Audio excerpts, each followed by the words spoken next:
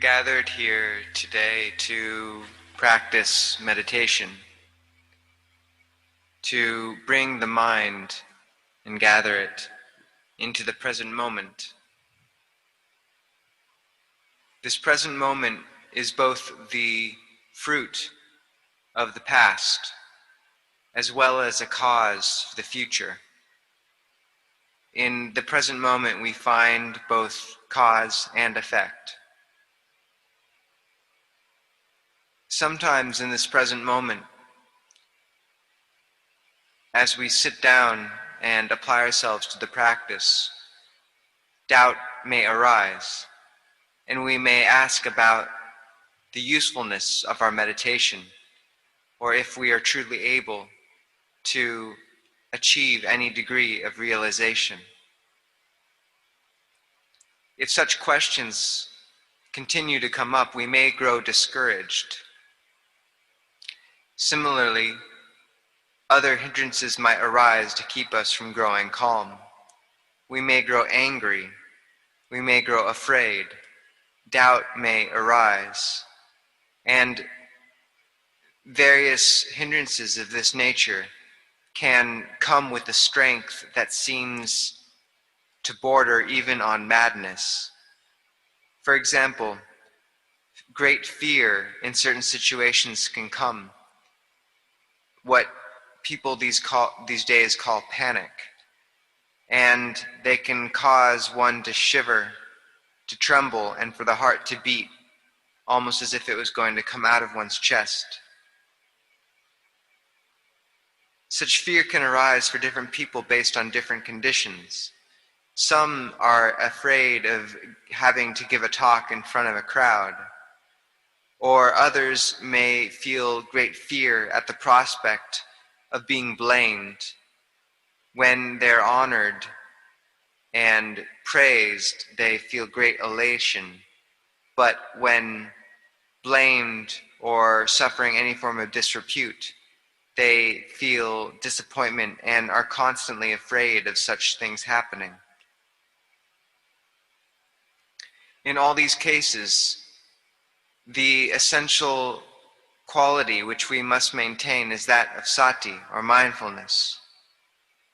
This allows us to see all of these mental impressions as just this much.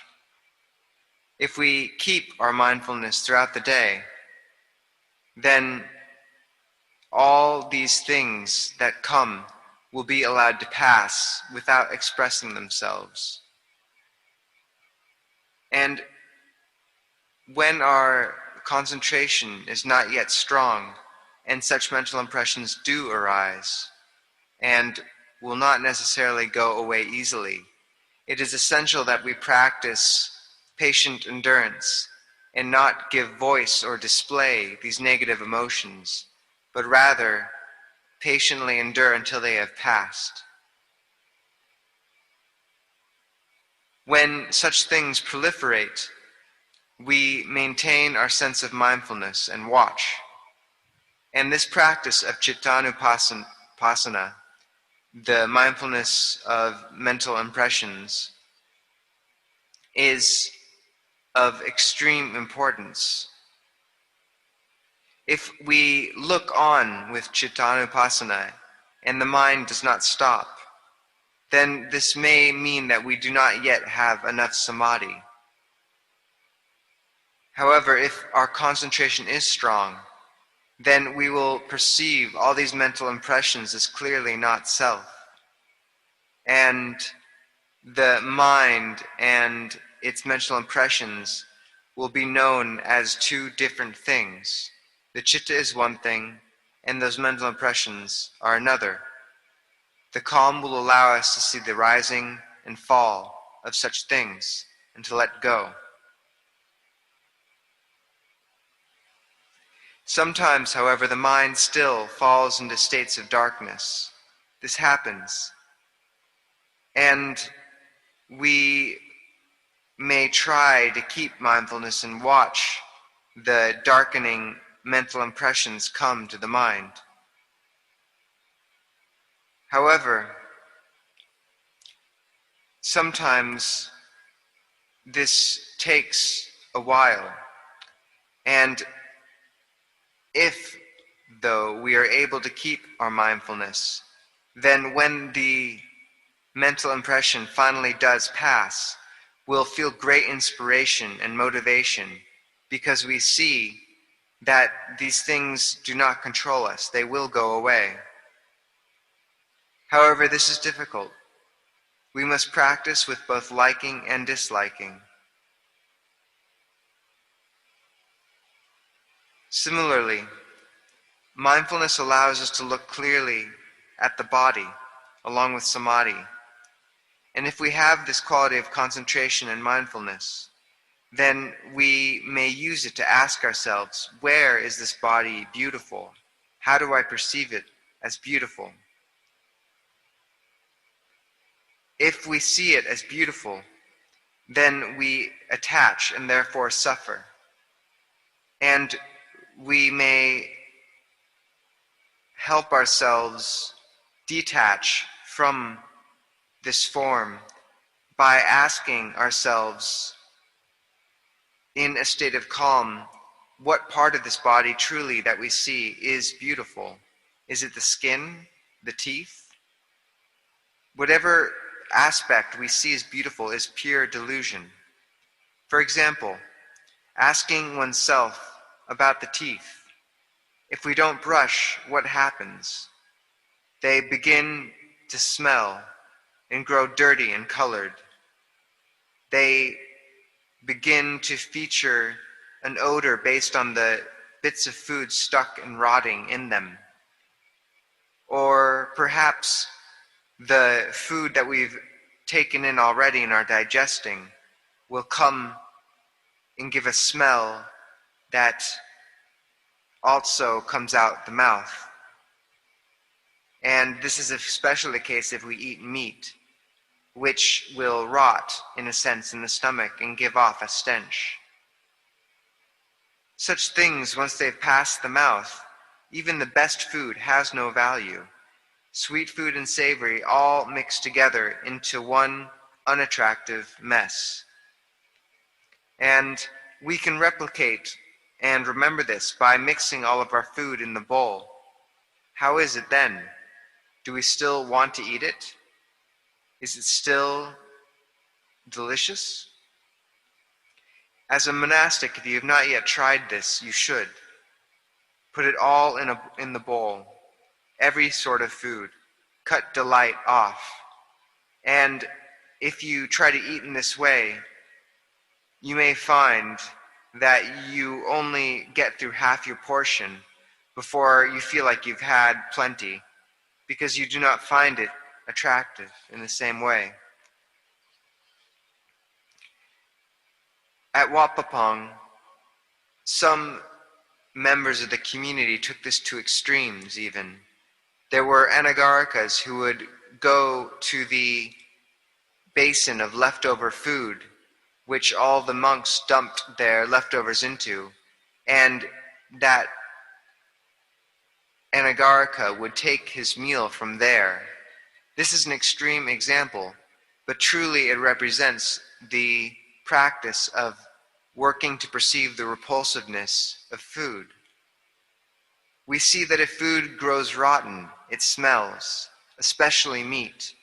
And this is what happens inside the body, out of sight. A vegetarian will feature less of a stench because the food in their stomach does not rot in the same way. Regardless, before we partake of food, we should work to spread loving kindness.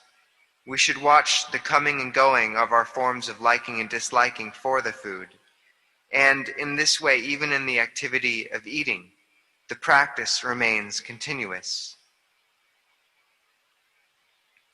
Of course, we also practice the middle path. We eat just enough. We watch what we like and what we don't like. And this, as Luang Por said, watching, liking, and disliking, letting go of both, is the fastest route to Nibbana. When we fall into liking, it represents dukkha, suffering, and stress. Eventually, seeing in this way will lead one to nibbana, to enlightenment. But in our current state, in our current level of practice, even a little bit will assist us on the path. These small steps work towards the final goal. And one should cultivate such contemplation of food as repulsive, to develop wisdom, especially monastics, just as Luang Por Cha has taught. As lay people, one may not have to develop it with the same intention, but still one should know when enough is enough.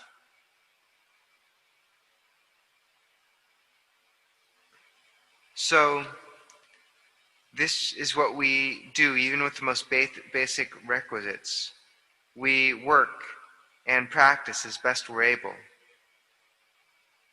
One, if one eats too much, can become drunk on food, sleep too much, based on the overeating.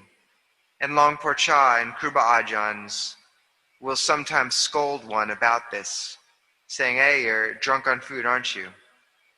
This is a way of waking us up to the danger, the kilesas which grow stronger if we eat what we like.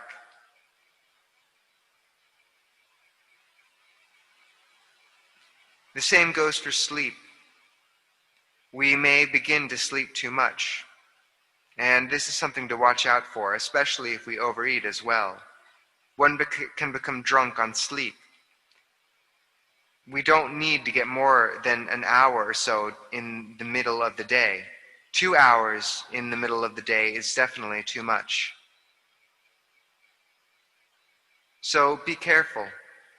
As we practice, pay attention to these basics. How much food you eat, your feeling towards the food, how you eat it, how much you sleep, what you like and what you don't like. And at every instance, when possible, follow the path of Dhamma, go against the stream, and you'll move towards awakening.